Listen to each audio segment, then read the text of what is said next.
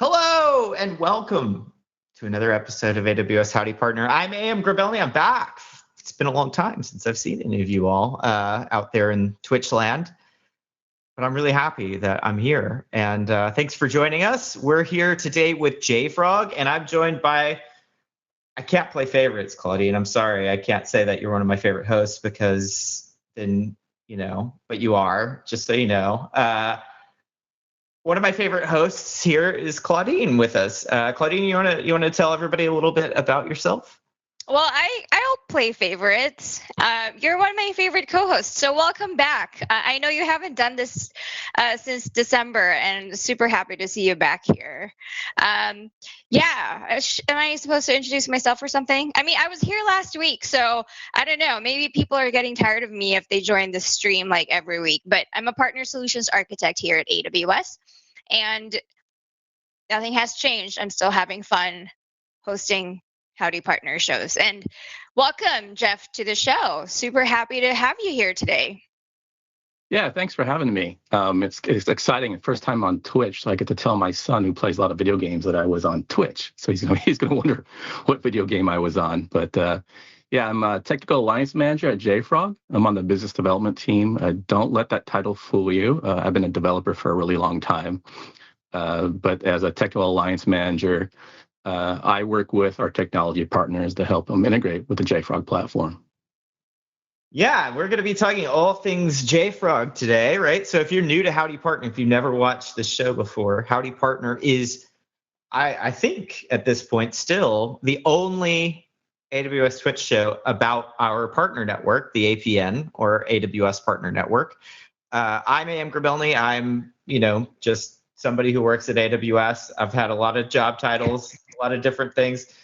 I don't even really know what I do anymore, but like Jeff, at some point in my life, I was a developer, and now I just like to talk about developer things too. So anyway, if you're watching for the first time, we have all of our lovely partners come join us and tell us about how best to utilize their technology alongside AWS technology. So if you're an AWS builder, specifically today, we're going to be talking about EKS, right? Claudine's going to give us a really great intro into EKS and how EKS just fits really well alongside a lot of the offerings from JFrog. I think we're going to be talking Artifactory today. Is that right, Jeff? Amongst a few other things, X-Ray, I think, was something else I saw on the docket. Yeah. I think we got a pretty cool demo. We have a augmented and virtual reality app that we're going to build using Artifactory, X-Ray, and JFrog pipelines. And then we'll deploy it onto EKS, and then we'll share a link there. We can kind of play around with that augmented reality app. Very cool, very cool. And I have to say, exciting. Yeah, before we kick things over to you, Claudine, if you click on that link, number one, JFrog put up a special Howdy Partner link. I'm honored, I will say that. But they are also giving away T-shirts. Who doesn't love a T-shirt, right? So if you go take the Docker challenge, you can qualify to get the T-shirt that Jeff is wearing right now. Is it the exact one that you're wearing, Jeff? Will you mail out the one that you're wearing right now, or? I believe so. I hope so. Okay. Cool. I won't guarantee that. Don't come to me if you don't get this shirt. Perfect. It is my favorite. It's the Iron Man. It's the Iron Man frog shirt thing. Very nice, very nice. So it is a shirt from JFrog, but most likely the Iron Frog shirt. Cool. So go click that link. Go sign up. Get a shirt. Get a shirt. Claudine, what are you going to tell us about today? I'm going to do a super high-level overview of EKS, just a few important concepts. I'm not going to take too much time because I know that everyone's excited to see what JFrog is here to show us. But I followed this EKS demo, and I'm going to share my screen here, AM, if you don't mind. Got it. Yeah, so I built an EKS cluster in my own account following this demo right here, eksworkshop.com, if you want to check that out. I would have loved to show you exactly, all the steps that I took to complete this demo, but the reality is that an EKS cluster takes, a good several minutes to spin up. So I can't do that live, but I can at least walk you through just a few important things here. So, I thought I was going to have at least like 8 minutes to vamp over your cluster creating. Oh yeah, we can like, do that next time. But I know Okay. JFrog has a lot to show us today, so that's not going to happen today, AM, unfortunately. So in this demo, I had to spin up a Cloud9 environment. I'm not going to do anything meaningful using Cloud9, but since I have it up here, I just wanted to show you guys what this is in case you haven't seen it.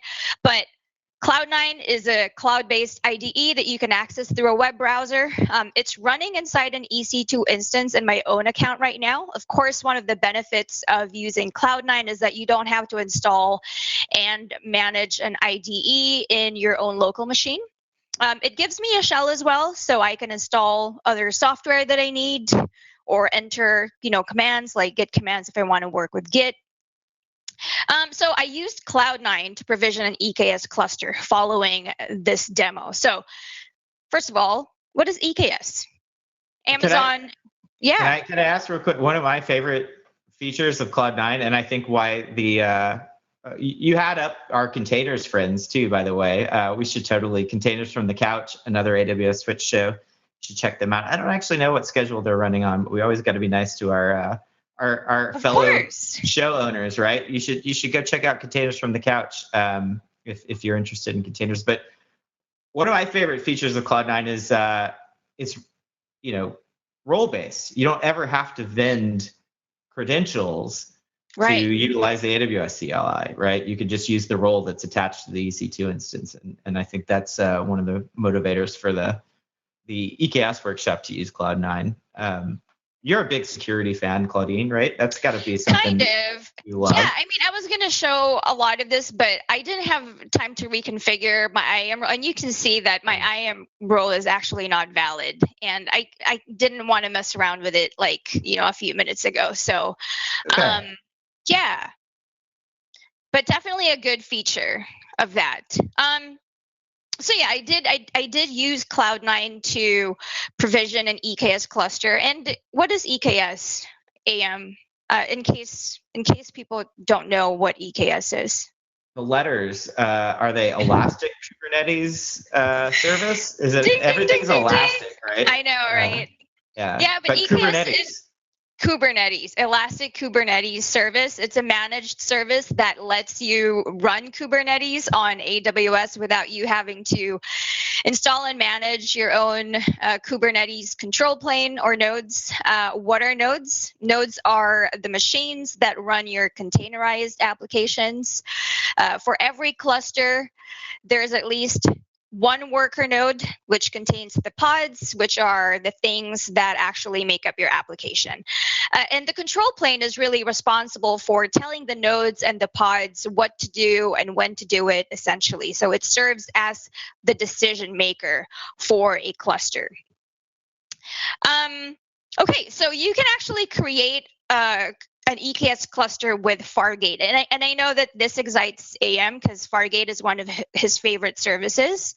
Fargate is a serverless compute engine for containers. And you can choose this path if you don't like to have to mess with provisioning and managing your own EC2 instances. You can use a command. And I'm going to switch over to PowerPoint now.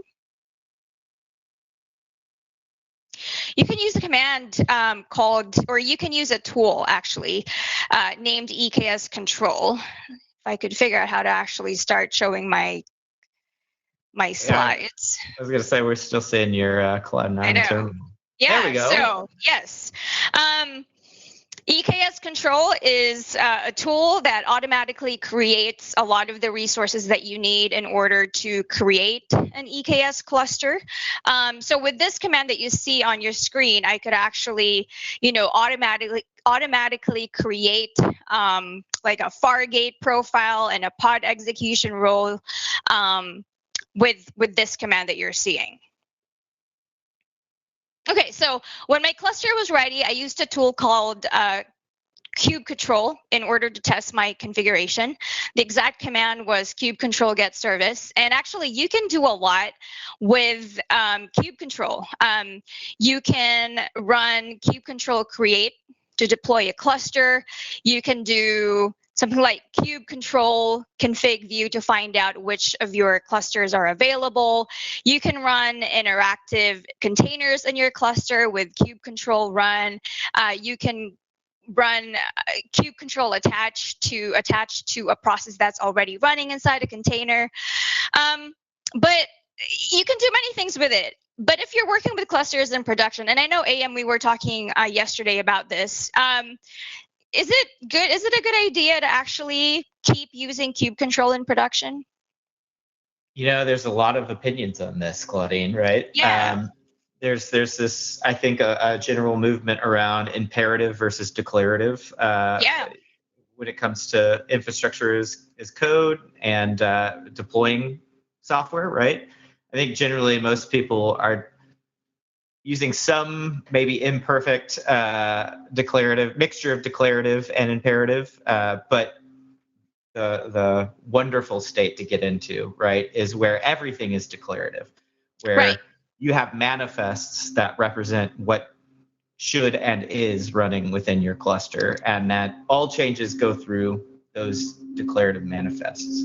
See, actually, this slide is incorrect. It's really supposed to say imperative. So kube control is the imperative approach of interacting with your cluster. So it's really essentially saying deploy this cluster, as opposed to, now this is correct. This is declarative. You are stating the outcome that you want. So I want this type of deployment to exist. And this declarative statement typically comes in the form of a manifest file that's typically formatted in YAML. So you can use a document like this to tell Kubernetes everything you want for your application to have. And this is a better approach in a lot of ways. Number one, you can more easily maintain YAML files. You can add it to a repo that you have. You can track changes that you make. You're not having to manually type out commands with a bunch of different parameters each time using a command line tool. You're also able to create much more complex configurations in a YAML file as opposed to using a command line. So in my opinion, kube control, and I think that, many people would agree, kube control is great for demos and testing, for repeatable, more trackable configurations. Manifest files or the declarative approach is definitely the way to go.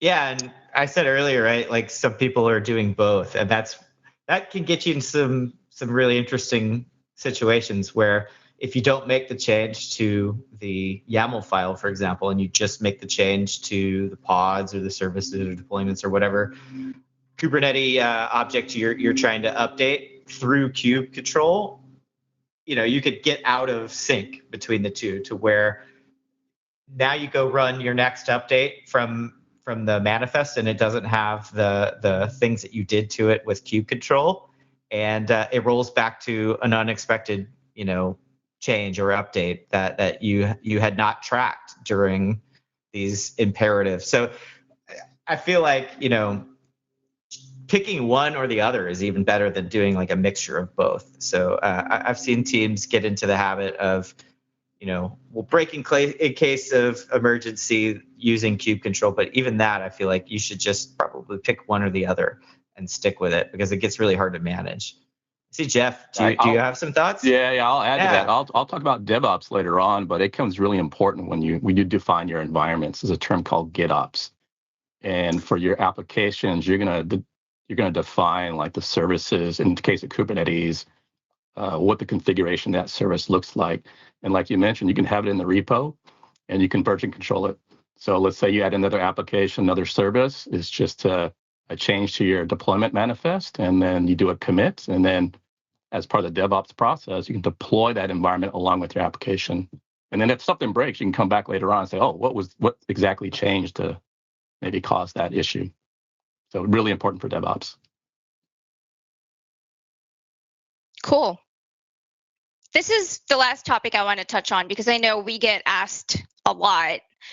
How do I know which service to choose, right? So there's Amazon Elastic Container Service, which is another AWS container service that we offer. It is designed to run and scale Docker applications. Both are fully managed services, but why would you choose one over the other? And I think the correct answer really is you choose one that fits your needs and your preferences, right? So ECS, I know that a lot of AWS customers feel that it is a lot simpler to use, which honestly, I find that to be true for my experience as well. It also integrates seamlessly with a bunch of AWS services. Kubernetes and EKS, I feel, come with a much steeper learning curve, and I know a lot of people feel this way as well, but customers have the need for a more flexible solution and a more consistent open source API experience would want to choose to work with Kubernetes. If you have an application running on Kubernetes, you can run it on any Kubernetes cluster. You can run it on AWS, on EKS. You can run it on a different cloud platform. You can run it on premises. You can run it on your local machine if you have a Kubernetes cluster running on there. So for larger projects with a lot of deployments going on all at once, customers tend to prefer EKS. Both services are really powerful, and you should really choose what fits your needs and your preferences, basically. But that's all I have.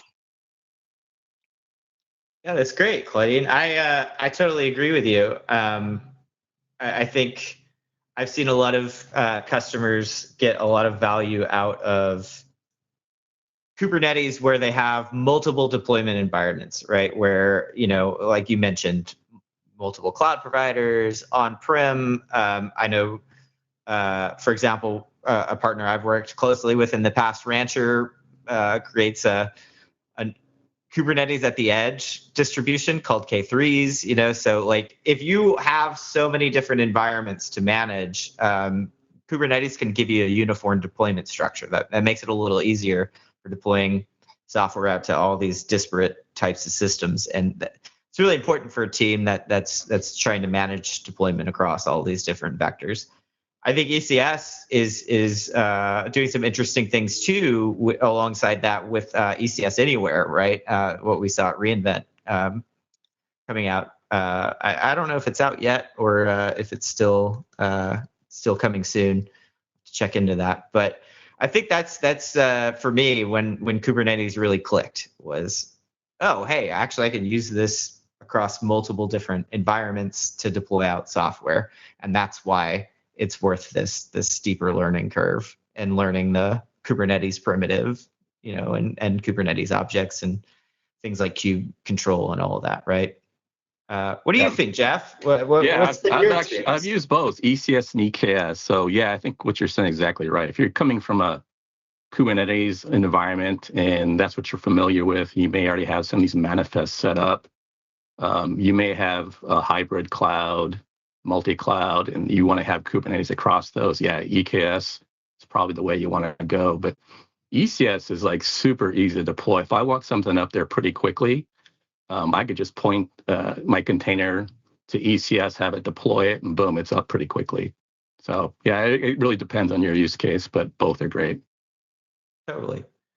Well, cool. I just want to remind our viewers, we're here. Claudine and I are in chat. If you've got questions as we go through our content today, please don't hesitate. Ask us whatever you would like us to answer. We'll get questions up to Jeff too as he's doing his presentation.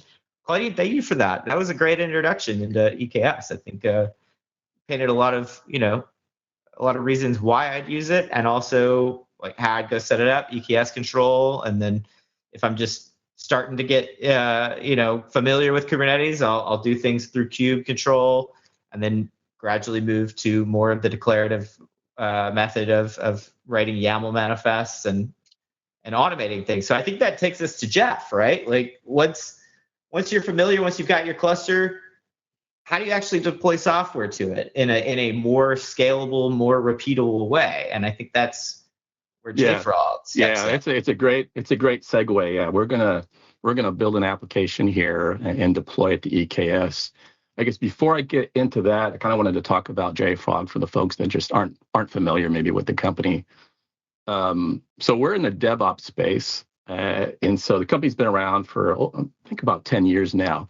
And folks might be familiar with JFrog through Artifactory, which is our package management system. So if you're a developer, say working on Java, and you're writing Java code, and you may be using Maven to do your builds, so you may be producing Maven packages, and so you need some way to share those packages, maybe across your team or publicly.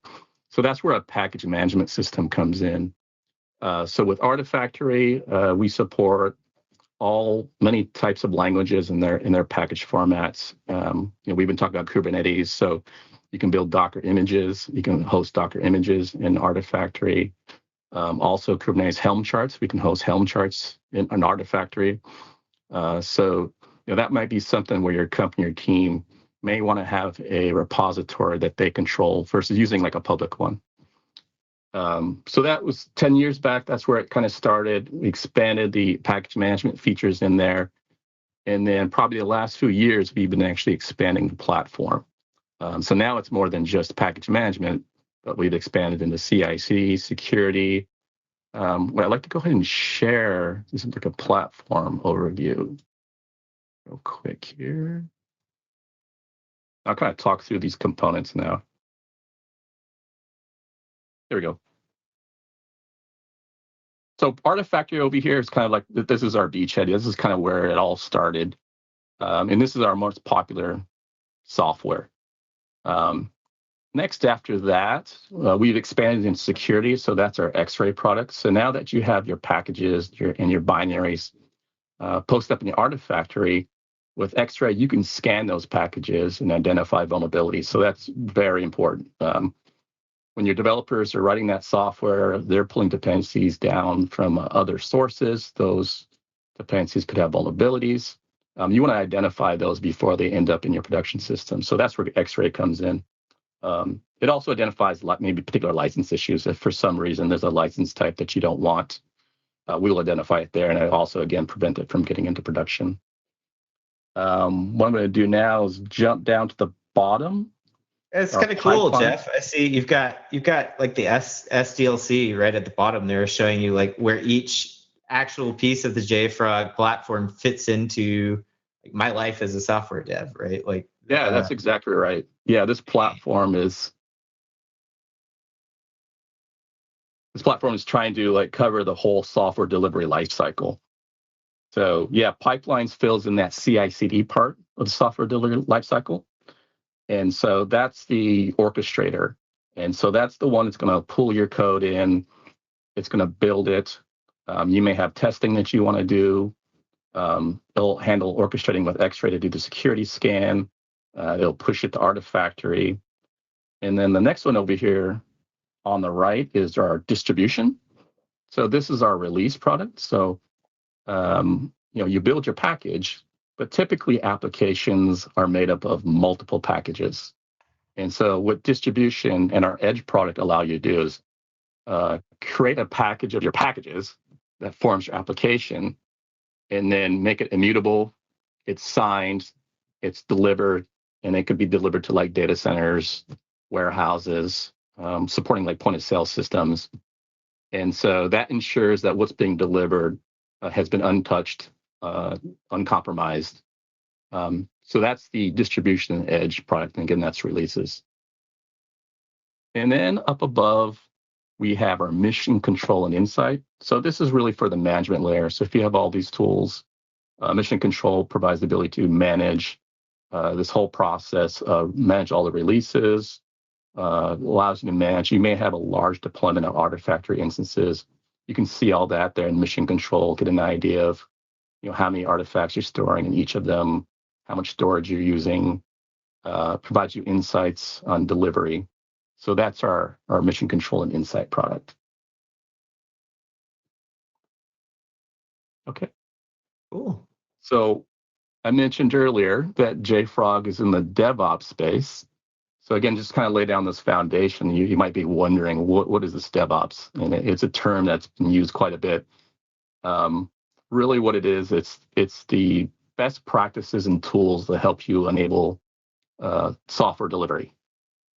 And so it's not just one tool. It could be many tools, and there's a large ecosystem of tools that support this space. So just kind of give you an idea, let me show this next slide here. There we go.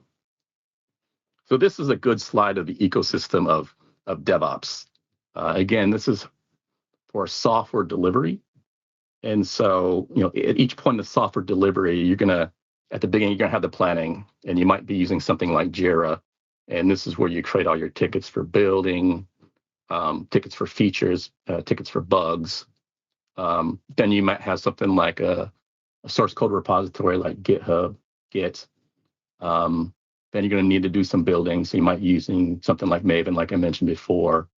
You got to push this to some sort of package management software like Artifactory. There might be some testing tools that are involved. You'll do CI/CD with our JFrog pipelines. And then you got to work on delivery. So you're going to deliver to AWS, or we're going to deliver to an EKS cluster. Right? You can deploy the application, but then we're going to use manifest to define what that application is. So in this DevOps ecosystem, it encompasses all these different tools responsible for delivering your software.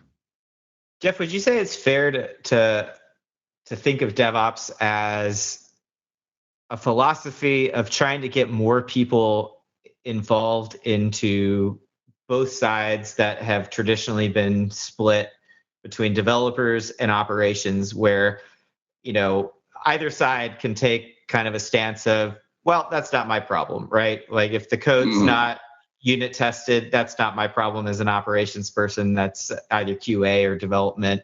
If my code doesn't run on whatever infrastructure operations has provision, that's more, not my problem as the dev. That's the ops person's problem. I think there's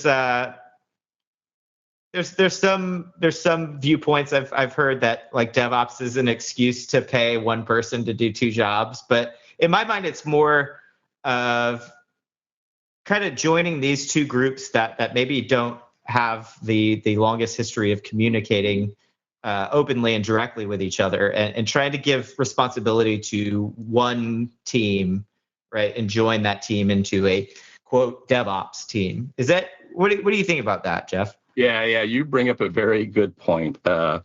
Because developers would like to move fast and deliver features quickly, which requires lots of change. Where if you're on the IT side, the ops side, you're afraid of change. You don't want your production environments to change, because each time you introduce a change, there's a potential risk for something breaking. So yeah, I think DevOps tries to span that, and so that we're able to develop software quickly, yet still support the ops team by having those best practices and tools in place to, for one, catch some of these issues before they hit production, like where our X-ray product comes in, identify these security vulnerabilities before it hits production. But there's also best practices involving like canary builds, canary deployments, where you deploy something just to a small little section of your production environment. So if in case there is an issue, you reduce the blast radius. There's things like that where, that involves DevOps, and it's trying to fulfill the needs of your dev teams, your developers, and on the IT and the ops teams as well. So really good point. It's a struggle. You're trying to like balance the needs of both those teams. Yeah, good question. I have a question on X-ray. How does it actually work? How does it make a determination on what the vulnerabilities that it finds? Yeah, so we subscribe to a couple security vulnerability providers, service providers, and so one of them is VulnDB. So we use that database to scan our software packages and our if you're building Docker images, they'll scan those Docker images as well, and so it'll identify those vulnerabilities, let you know, so you can actually stop the build process. But we also have ways when we identify the security vulnerabilities to notify other systems. Like if you have some sort of vulnerability management system that your security team is managing, we can send those alerts there as well. When we get into when we start building our software later on, I'll show you our UI and platform and show you what some of these vulnerabilities look like. Yeah, great question. Okay, so Cool. yeah, so I think at this point, that's a great segue to kind of jump over to our product and show you what that looks like.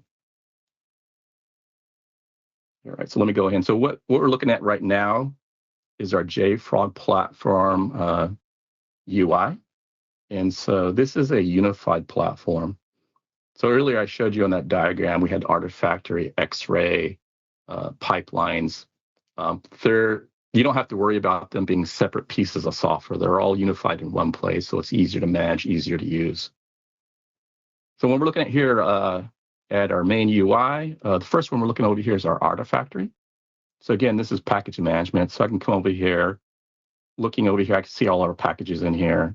Just looking, you can see we have Docker images, we have a Helm chart, NPM, so there's some JavaScript development going on. So you can see all your packages sitting over here. As part of your software delivery process, you're doing builds. So we're keeping track of all these builds that you're doing, and we're storing some information on that. We'll go a little bit deeper into this as we build our application. And then if you want to get a repository view of your artifacts, this is our artifacts right here. And then we can see our repositories. Looking at this, you can see there's a bunch of repositories related to different languages and types of development. There's NPM again here. So that's a quick overview of our Artifactory product. Next one I'm going to jump to is our pipelines. So we'll be using this a little bit later. This is our CI/CD product. And if you use something like Jenkins, this is pretty similar to like Jenkins, where you're going to have these different pipelines or jobs. I'll take a quick view of the application that we're building later on, this workshop app build. So what this provides is a nice UI for the pipeline. And this pipeline is defined in YAML. And when we build our application later, I'll show you what that YAML looks like. With any successful CI/CD product, you have integrations. And so you'll have integrations with different products, different cloud environments. And so you'll see on here, we have integrations with AWS, we're storing keys. We have private keys in here as well. Pipeline sources, that's where you're probably using GitHub to store your source code. This is how we connect pipelines to that source code repository. And then node pools over here. So the way JFrog Pipelines works is we have build nodes. Other CI/CD products are similar in this way. So once you run a build, if that build does some testing, if it does some compilation, in this case, we are, take a look at this. Yeah, so we're using AWS EC2 for this particular node pool. So whenever we have to do a build, we'll allocate an EC2 instance to do that build. Okay, cool. Is this like a bring your own build environment type thing, or does it just automatically pick for me based off of where? Yeah, it can be. So we provide a cloud service on AWS, and so that is automatically set up. And so it'll allocate those EC2 instances for you. You can also interface with Kubernetes. And so in that situation, you can pull up your Kubernetes pods. But if you're an on-prem, you can connect to your own build nodes as well. Very nice. Yeah, great question. Next item up on here is extension. So if you need to extend the CI/CD by having your own custom integrations, that's how you do that. And templates are if you want to create your own pipeline, but let it be parameterized. So you can use it for other teams. You can do that there. So that's our pipeline CI/CD product. And then the last one I'll cover quickly here is security and compliance, and this is our X-Ray product. And so with many security products, you can set up policies. And so a policy might be something like this one here. This is an example of a policy where I am identifying particular security vulnerabilities. Take a look at one of these here. Yeah, so we've set up one here as a very general violation. Any sort of severity that we get, we can identify that and we can notify in that. Seems like a good place where you can configure to avoid things like alert fatigue, right? Which is a very that's real exactly problem. right. Yeah, we could. There's several levels of severity. Low severity vulnerabilities you might not really care about. You just want to do the high severity ones. That's where you can configure that. And then once you have a policy, then you apply it to watches. And these are repositories that you would watch. And let's see, this one has one. Yeah, so this one has a policy assigned to watch. Let's see here. This one particular JFrog Artifactory repository. So this is a great way if you want to have governance across your organization, making sure, again, that developers aren't using dependencies or libraries that might be compromised. Oh, nice.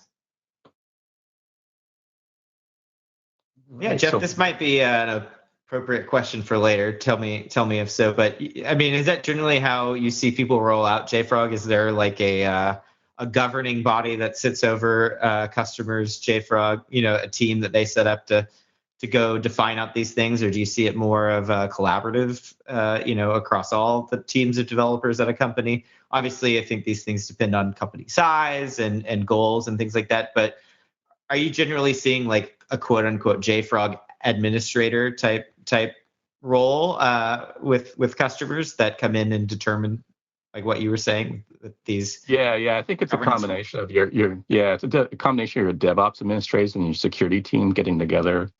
It's usually the DevOps administrator that manages the Artifactory or the JFrog platform, but it's really your security team that's going to kind of define, what those policies are to protect you from using the wrong libraries. And if, in our case too, X-Ray can scan and notify you of new vulnerabilities in general. So that's something you might want to pass on to your security team, and they can kind of look through and see what packages or what applications might be impacted. Very nice. Very nice. All right. So I think if we're ready to build our application, so let me just give you a preview of the application. So this is the application. Wait for it to show up here in Twitch. All right. So this is the application that we would be building. So this is a virtual reality, augmented reality application. So what we're going to do is we're going to go ahead and build it with the JFrog platform. We're going to build a Docker image. And then the Docker image will be pushed to our Artifactory repository. And then it will be deployed on the EKS. Before we get started, let's take a look at the code. Actually, I'll go ahead and share this. Yeah, actually, I'll have you pause there for a second, Jeff, just so we can do a quick recap for anybody joining us on the stream so far. We are here with Jeff from JFrog. Claudine and I are here. Claudine, maybe you want to do this recap. I've talked so much already. What do you think? How would you describe what we've done? Well, first of all, I talked a little bit about EKS. If you missed that part, you didn't really miss much. But Jeff is showing us how to use Artifactory. He is going to show us how to build an app that he is. Jeff, can you show us what we're going to be building again? Yep, there we go. So this is a cool augmented reality app. So once we get done with this build, we'll share this link here, and hopefully you'll be able to pull it up on your phone and drop Spider-Man and these spinning logos into your room. Cool. And this is a Docker image? That's correct, yeah. So we'll be building a Docker image and then deploying it onto an EKS cluster. Yeah. Great. And I think what Jeff meant to say is that's generic Spider Hero for no copyright. It's just Spider Hero, Okay. Only joking. And I just wanted to remind everyone on the stream that Jeff is actually giving away t-shirts. There is a link in the chat for a JFrog Docker challenge. If you do that challenge, you get some free swag. So don't skip it. Sure. I want some free swag. So yeah. So we had a question from chat. What do you need to view that? Just a browser, right, Jeff? That's just using AR JavaScript libraries, I assume, to render right in the browser. Yeah. So yeah, you can view it in your browser. If you had a VR headset, you can click on the VR button and be able to view it in the VR headset. If you have a phone, an Android phone, you should be able to view it in the browser, and it should identify that it supports augmented reality. And then you should be able to drop Spider Person and the logos into your room. That's for Android. And then iPhone, unfortunately, you will have to download, I think it's called WebXR Viewer. It's in the App Store to view this application. Cool. And we've got some excitement over the T-shirts in chat as well. So go get your T-shirts. I tried to post the code here in the chat. I don't know if that showed up. Let's see. In Twitch chat or in our room chat? Twitch chat. Okay. I don't know that it showed up.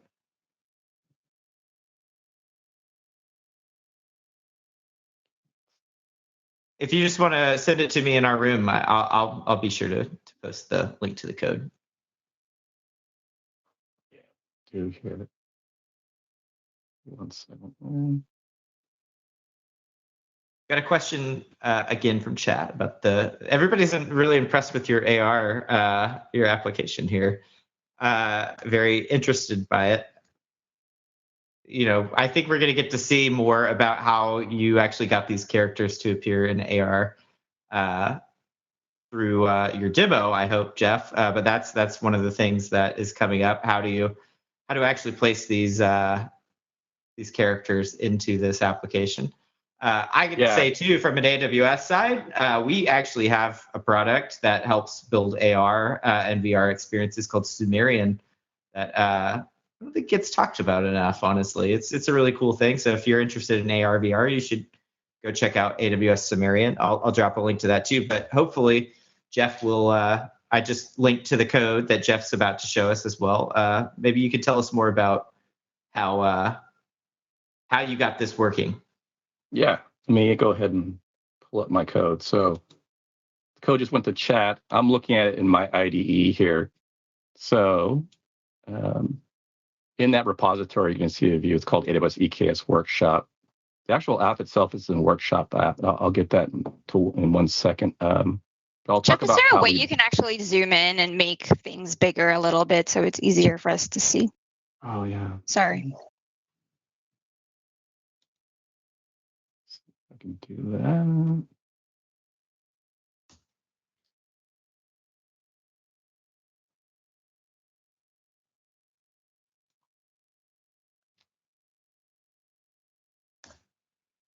Let's see on IntelliJ if there's a way to quickly. Let's do this. I'll do it right from the repo. I think that might work. All right. You see that one okay? Yeah, I'd say maybe 1 or 2 more zooms, and there we go. Perfect. Okay, so looking at the repo here, to build this application, we have a CI/CD pipeline, and we have a pipeline YAML. So JFrog pipeline uses YAML to define how we're going to build this application, and it has several steps in here.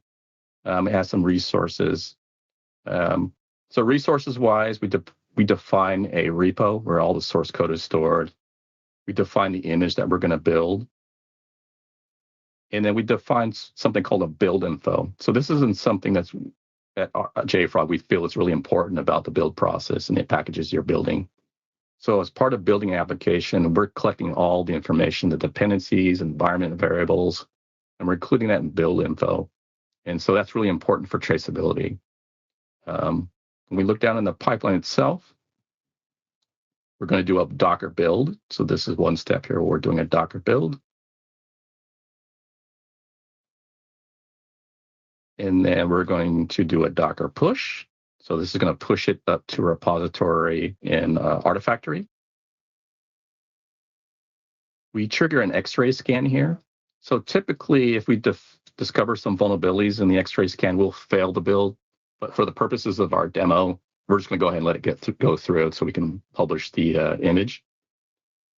And then once you get through that, theoretically, it passes the X-ray scan, and then we're going to promote it. So that's going to copy it from, say, a development repository to a production repository where you would serve it out. In our case, we would serve it out to EKS. And then this is where our EKS deployment occurs. And so what we're going to do is we actually have a manifest set up here. And it's a deployment manifest that has the application and the service, and we're going to use that to deploy onto EKS. Okay. We can take a quick look at that manifest too. So I'm going to click into this directory here. This is the workshop app. So we have the deployment manifest here. And this is just a standard Kubernetes deployment manifest. Here's deployment. Here's the container that we're specifying for EKS. We do a quick sed here to update the image name. So each time we do a build, we're tagging a new build number to the image tag. So we'll update that. That'll deploy that container over 443 and 80. And then we front it with a service, a load balancer type, which will give us a public IP so you can access it.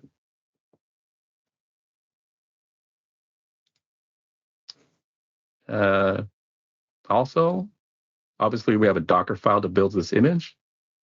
And so this particular application is a JavaScript NPM application. So we're going to copy some files over. We're going to do an NPM install.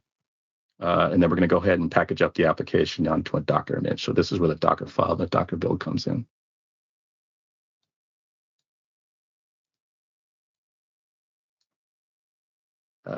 Next thing we'll talk about is the EKS cluster. And so I have a Twitch EKS cluster all set up for us. This is where we're going to do the deployment. I did use EKS control to do this, which made it super easy. I love that command. So it created the VPC for me automatically. And when it came time to create the node group here, it was just one command. Specify the number of nodes you need, and it creates that cluster all. It's pretty cool, pretty easy to do.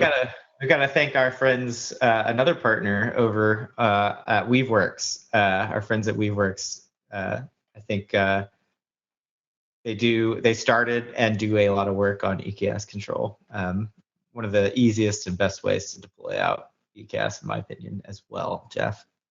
Yeah. I think it only became official within the last few months, and I think a lot of folks were using it, and they were anxious for it to become official because it made things like really easy. Totally. Okay, so with that, I think I set us all up now to go ahead and do our build. And so keep track of make sure this is the latest build number. Okay, build 36, okay. So let me jump back to our JFrog pipelines. All right, let me find that pipeline here. Workshop app build, this is our pipeline. What I'll do is I'll make this better. So this is just a visual representation of that pipeline YAML I just showed you, but you'll see that here's where the Docker build is, Docker push, that promotion, and that EKS deployment. And so typically what you would do is you'd be writing, whoops, jump back too far. Let's go back here. So typically what you'd be doing as you're coding is you'll do a commit that'll trigger this pipeline to execute automatically. What I'm going to do is I'm just going to go ahead and manually execute it, and we'll follow it through. Jeff, do you have any, like, not to totally derail you, but do you have any preferred, you mentioned GitOps earlier. Do you have any preferred kind of Git workflows that I've read a lot about Git flow, for example. I see a lot of promise with that. Never actually implemented it in any projects that I've done or anything, but read about it. Do you have a preferred kind of branching strategy or anything around Git that you like to push people to use? I think it depends on what team you end up working for. Each of them have their different ways of doing it. The particular team on use the kind of the fork pull request model. but other teams have done the branching. Yeah, it just kind of depends on the team. I don't really have a preference. Cool. So let me click on this, and I'll go ahead and kick off this pipeline. All right, we can watch it run along here. What I'll do is it kicks off a new run. So run 37, I'll click on that.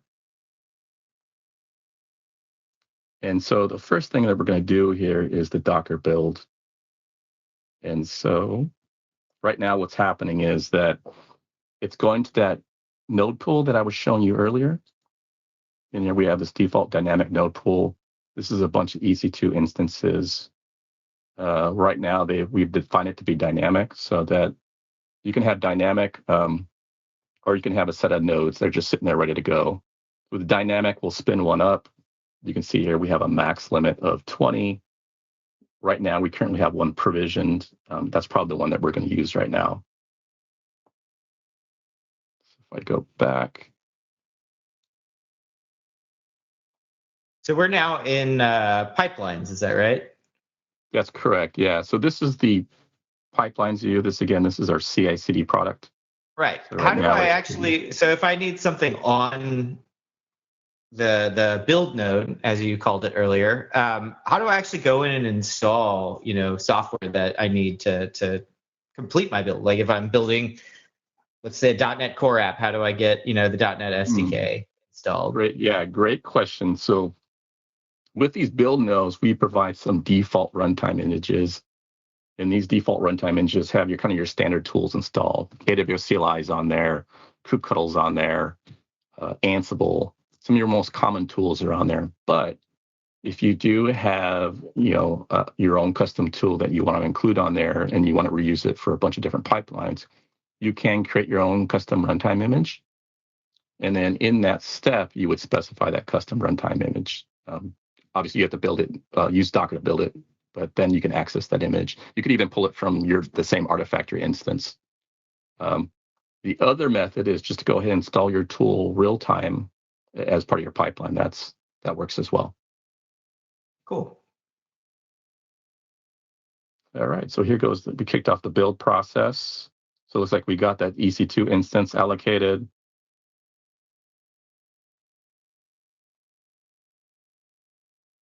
As you're watching through, it's going through, and you could recognize some of these Docker commands that it's doing. It's syncing up some of the source code from the repo.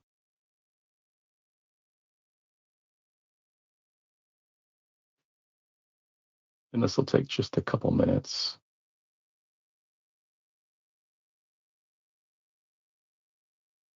Again, what's happening here is it's using this Docker file to build our application. You jump back here. Now you recognize here's this Docker build command running.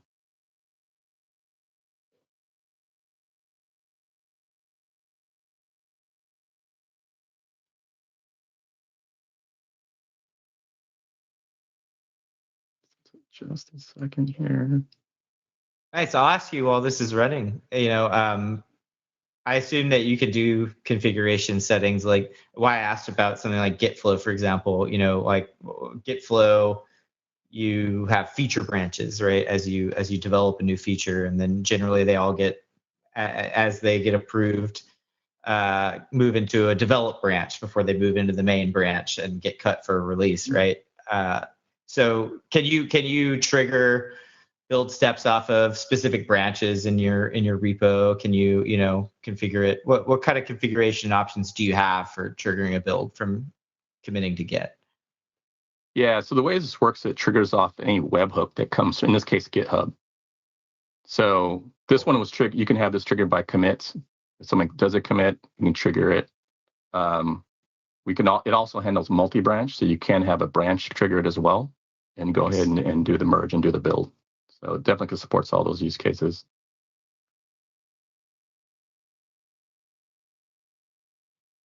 All right, we're getting a little close here.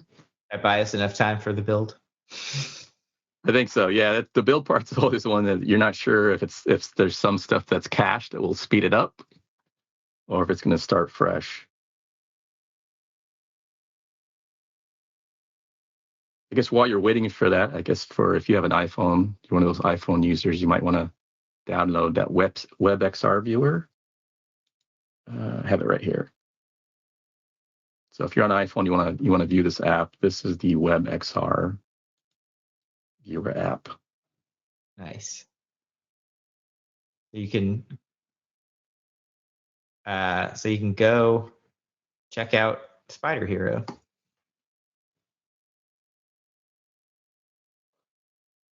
All right, I'll get that.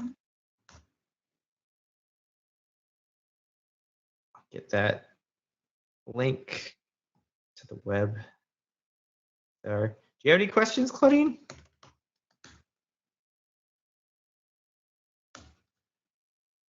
I always have many questions, but no, I'm just following along right now, and I'll ask questions later.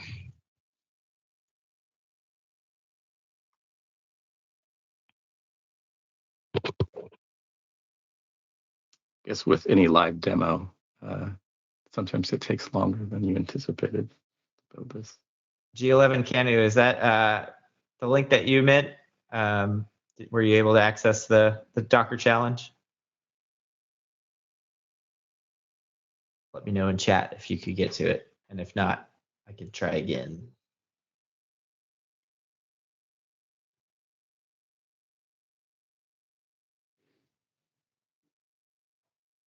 All right, so it looks like it's finishing up the build. There we go. So the build was completed.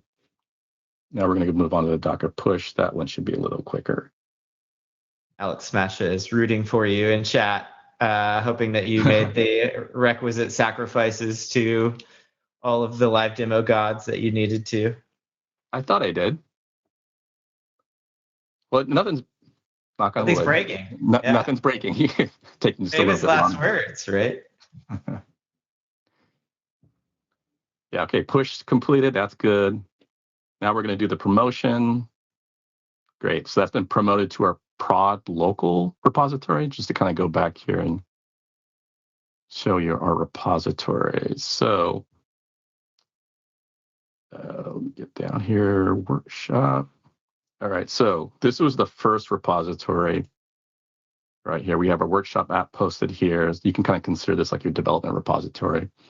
It was posted here, published here first. You do the SQA scan. Ideally, we would do some testing. Everything passes. Then it gets promoted to the production repository. And then it shows up in your production repository. And then this would be kind of like the golden image that you would serve to, in this case, EKS. So if we jump back to our pipeline.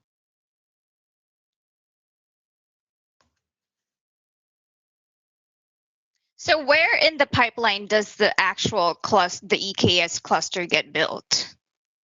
So I did not build it as part of the pipeline. So I have a cluster sitting there just waiting to be used.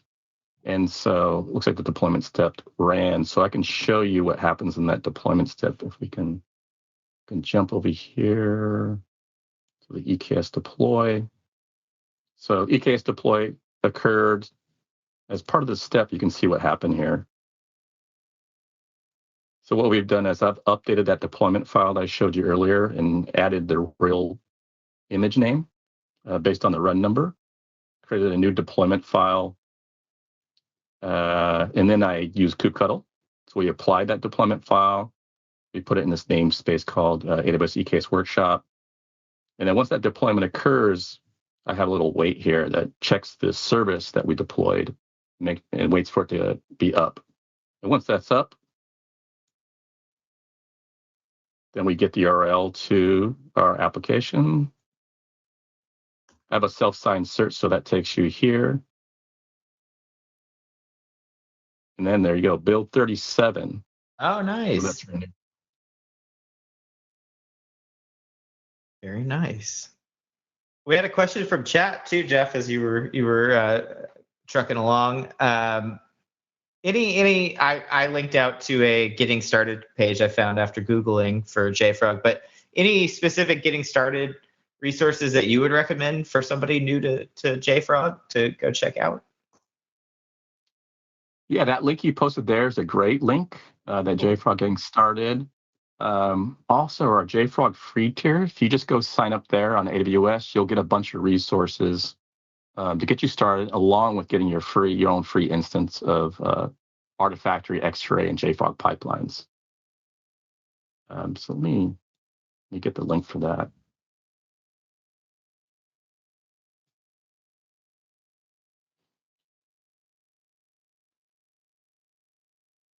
So that takes you here. So this is a free cloud subscription. I'll put this up in there as well. Nice. All right. I was saying too to go sign up through the link you all gave us earlier, so that if you're going to get an account, you might as well get a t-shirt through there too, right? Yeah. And what I'll do is I'll go ahead and post a link to this app. So if you want to go through and download it on your phone, play around with it, you can start working on that. I guess one thing I wanted to show too is some of those vulnerabilities that we talked about earlier. Yeah, I had a quick question about Artifactory too, if you don't mind, Jeff, not to throw things off, but you talked about how it's we were pushing our Docker image there, right?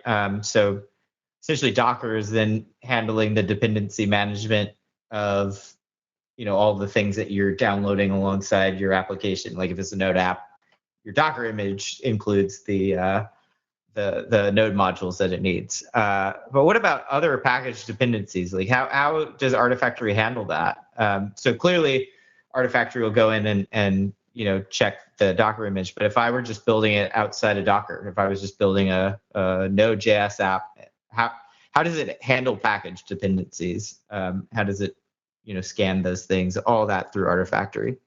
Yeah. So the great thing is you don't have to change anything about your development as far as dependencies. Whether you're developing JavaScript or Java, you do your same thing. But when you're using Artifactory, what happens is you have Artifactory acts as a proxy between you and maybe some of those public repositories like npm.js, Maven Central. And so as a proxy, what Artifactory will do is it'll cache a lot of these dependencies for you. And so that'll quicken, pulling those dependencies. But also from an enterprise organization standpoint, you can use it to actually control, what dependencies you're pulling down, what public repositories you're using. So that's kind of how it manages dependencies there. Nice. Okay, cool. So you're about to take us into X-Ray. But before we do that, if you are joining us just now, we are AWS Howdy Partner. I'm Grobelny, joined by my host here, Claudine, and Jeff from JFrog. We've been talking all things JFrog. We've been talking about specifically how to get things deployed out to an EKS cluster. Claudine gave us a really wonderful 101 intro into EKS and why I would use EKS. And then Jeff is now taking us through the product platform that JFrog offers to give you a more repeatable, governable, auditable, deployment strategy for your software that gets added into your EKS clusters. And if you missed it, we've got a link in chat that you can go click on and get a t-shirt from JFrog, the Iron Frog t-shirt. So be sure to go do that. Follow the Docker challenge instructions there. Get yourself a t-shirt. But Jeff is about to talk us through some of the vulnerability scanning that happens with JFrog's X-Ray. Is that right, Jeff? Yes, that's right. Yeah, and just kind of sum up what we've done at this point. So we've taken our code, we've built our application, we've built a Docker image. We deployed that Docker image to EKS. As part of pushing our Docker image to Artifactory, that we're automatically doing an X-ray scan. And so what we can do is you can go to Artifactory, and under our packages, we can search for that Docker image. Shop. All right, so here's that Docker image. You'll notice version 37, because that was the build that we just did. If we click on that and we go to X-ray data, all right, so this is the Docker image that we just built. X-ray has scanned it, Now we can look through the violations. So what I'll do is, this is an all-up view of the violations. I'll click on security. So this is specifically those security violations. And so this shows that we have several high severity security violations in that image that we just built. Each of these here, you can click on them. It gives you a summary of that security violation. The CVE it links to, some references. If it's a situation where a new version of this particular package fixes the vulnerability, that'll indicate that here. So you can go ahead and make that update. Also, like I mentioned earlier, we have webhooks set up with Artifactory and X-Ray. So if we discover a vulnerability, we can shoot that off, and so your security team can be aware of it. Also, it could stop this build. We didn't have it set that way, but it can stop this build and prevent the image from being pushed to. In this case, we wouldn't have promoted it to the production repository once we discovered these. And one other thing I'll show you as well, I talked about build info. So we keep track of each build that we do. And then you'll recognize here we have this build 37. If I jump over here to build info JSON, so as part of this build, we're storing everything that's involved, environment variables again, credentials, dependencies that were associated with building your application. So this kind of becomes like a system of record for your build. So this is really important that when you deploy this into production or EKS, this provides traceability. So if you do have a version of software out there that there's some sort of issue, you can kind of trace it back and understand, what changed, what packages were involved, to help you, do that forensic investigation. So with that, that's pretty much building of the application. I'm curious to know if folks took the opportunity to try to drop Spider Person into their room.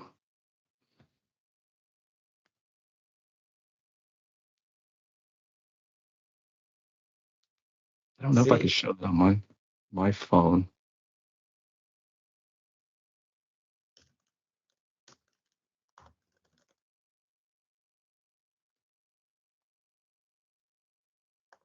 Let's,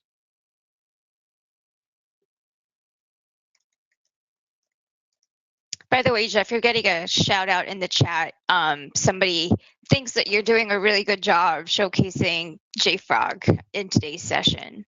So Hardlink also wanted to know what the limitations were of the free JFrog account, but I think somebody already answered it in the chat. LaRusso33, thanks for the response.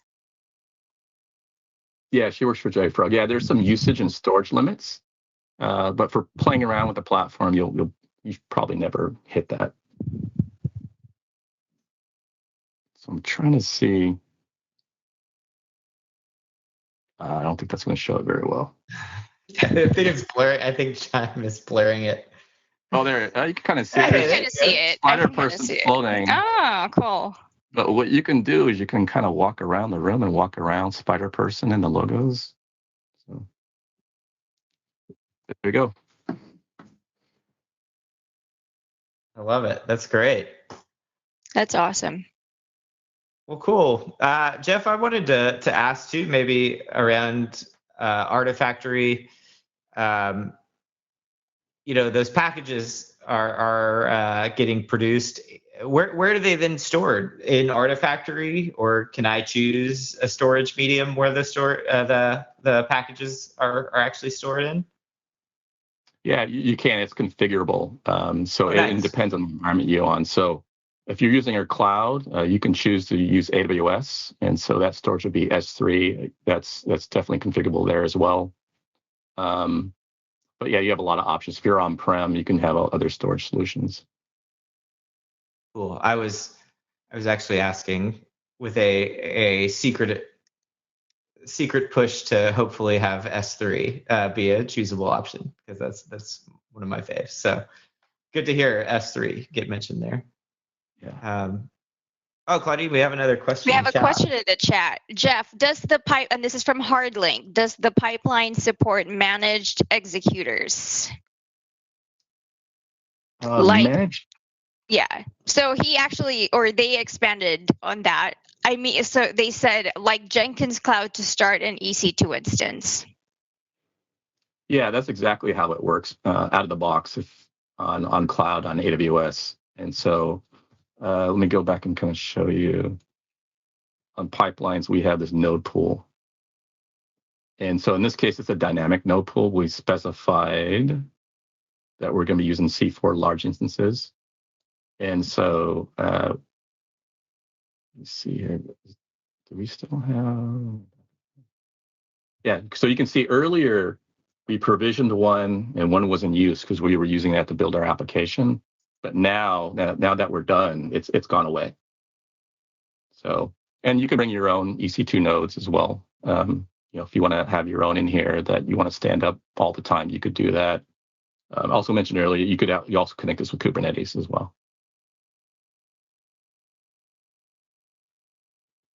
Very nice. Very nice. Thank you. Cool. Jeff, I always like to ask the obvious questions. That's my favorite question to ask. If I'm a singular developer, do you have any advice for me on how I can get the most out of JFrog? Versus if I'm a team, right? How would I go and try out JFrog? Do you have different approaches for different people? Different types of users. If I'm just working on my own project, what would you recommend me go check out the full platform like you've just shown us, or is that more applicable to a team? What are your thoughts there? Yeah, I mean, for a single developer, I would say go to that free tier. It's free forever. So, and with that, you will get Artifactory, pipelines, and X-Ray out of the box. And also, for a small team, it's a great way to kind of try out our product, see if it works for you. You'll likely have higher usage limits. You might require more storage, but within the product, you can upgrade to a different tier. But I think that free tier is a good starting point for either single or team, especially just for trying out the platform. I'll ask another obvious question here too. I think teams or just single developers themselves that are more versed in DevOps probably can already piece together. Oh, pipelines is the CI/CD part. Artifactory is tied to the build step. For somebody who's brand new to DevOps, where do you suggest getting started? What concepts do you think are the easiest to kind of embrace and get built right into your daily workload today? To get started, I mean, like maybe you might be familiar with GitHub. You do all your development in GitHub, so that's where your code's going to be. You have your IDE in there, so you're developing your application.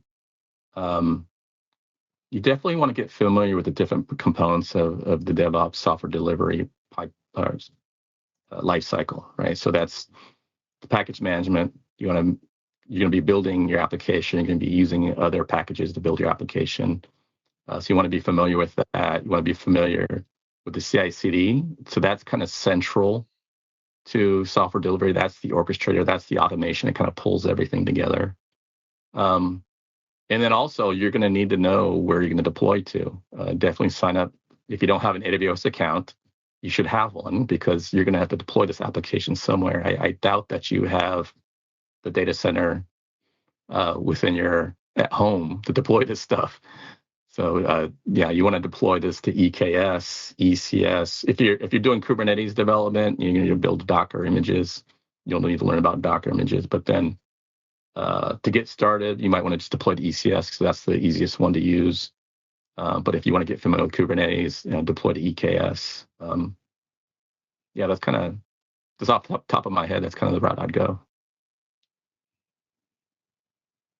I'm being asked a question not in the chat, but someone is tuning in and slacking me internally. As far as JFrog deployment models, are you completely SaaS based, or do you also offer a customer deployed model? We support all environments. That's a really good question. Yeah, so we support on-prem. We support all cloud providers, on-prem Kubernetes, cloud Kubernetes. Our platform is set up in such a way that it can support hybrid.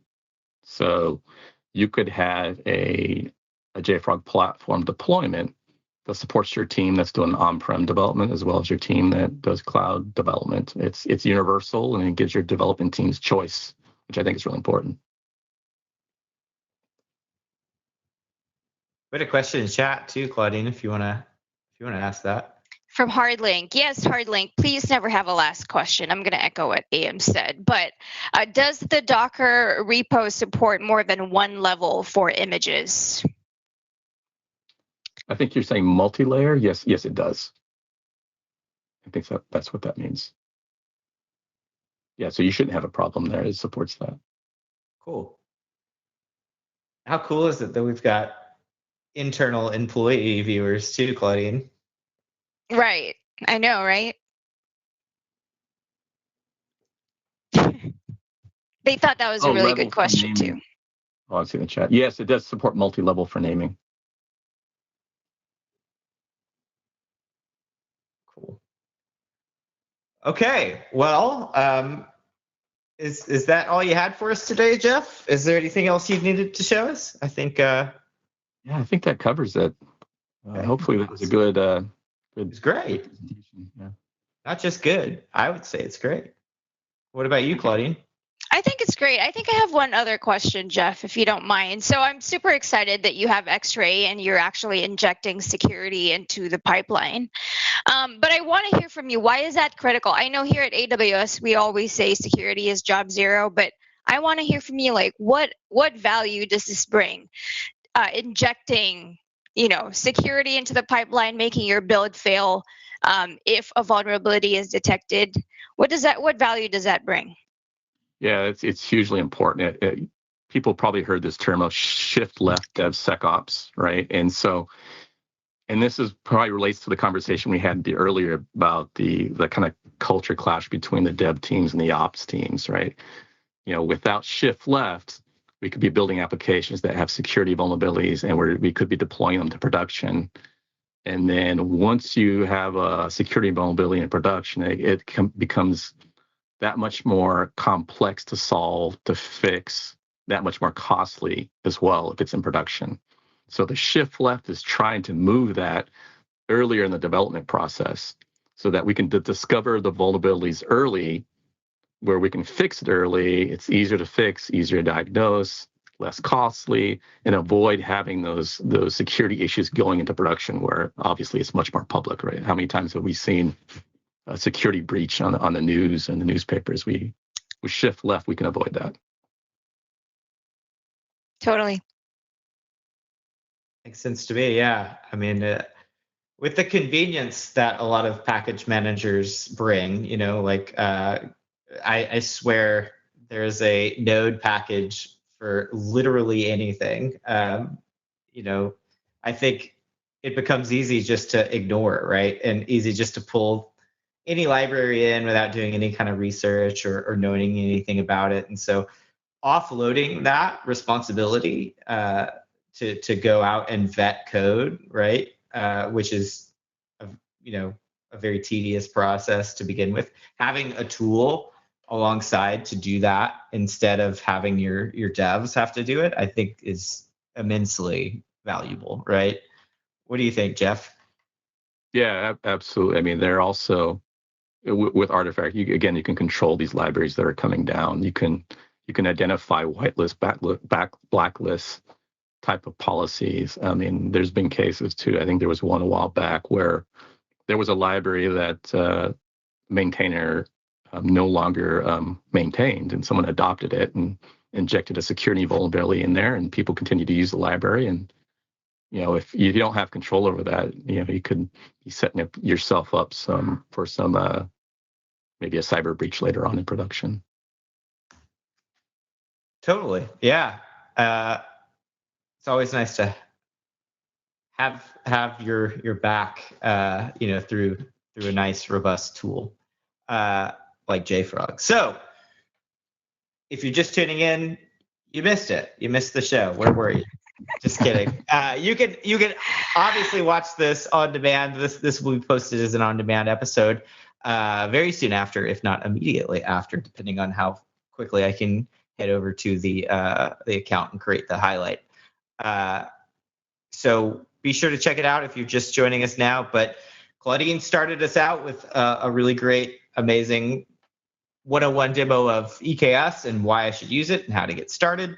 Jeff then took the ball and kept going and showed us how JFrog keys into actually deploying an application through all of the things that you'd expect in a modern DevOps-centric SDLC software deployment, methodology using JFrog's platforms and collection of tools through Artifactory. We saw pipelines. We saw X-Ray, right? What did I think I got all three of them. Was that it? Yeah, those are the three main ones. We have another product called distribution for release, but yeah, we didn't showcase that one. You held out on us, Jeff. There's more. Wow. There's more. Yes. Always more to learn. So yes, LaRusso just dropped in a great link for you to go check out. I was going to JFrog or the workshop link that LaRusso just jumped, or to get your t-shirt and check out JFrog, right? Go try it out. There's a pretty robust free tier from what Jeff told us. Free forever is pretty amazing. You can't really beat that. So can't beat free. No excuses. No excuses. Go try out JFrog. First, Jeff. No, yeah. Thanks for the opportunity to be on your Twitch channel. It was fun, and I hope the folks there got a good JFrog platform and thought the application was cool as well. Claudine, what do you have for us? Words of wisdom. It's been fun. No, I learned a lot. Thank you so much, Jeff. And I think that everyone in the chat, we're getting shout outs. They liked your presentation. They're saying thank you for coming. So yeah, thanks for joining us today. And I'm just going to echo what AM said. Go check out JFrog. Cool. Phil the Dev, I'm sorry you joined us right here at the end. But I will shout you out on stream right now because you're joining us all the way from Birmingham in the UK. But for next time, Phil, come join us at 2 p.m. Pacific every Wednesday when we run Howdy Partner. So if you're new to Howdy Partner, haven't ever seen us, every week we feature a new AWS partner, or maybe, this is season 2 now, so we'll probably have some repeating partners, some familiar faces rejoining us for season 2, I'm sure. But join us Wednesdays. I'm so sorry, Phil. I didn't include the royal town, Birmingham. Okay. Look, I'm an American. What do we know, right? Nothing. That's what. So come join us. I'm getting a history lesson, a UK history lesson here from Phil in Twitch chat. I'm learning in addition to tech, a little history here too. So thank you for that, Phil. Join us Wednesdays, 2 p.m. Pacific for another episode of Howdy Partner. Jeff, thank you so much for joining us. Incredible demo of JFrog. I can't wait to go.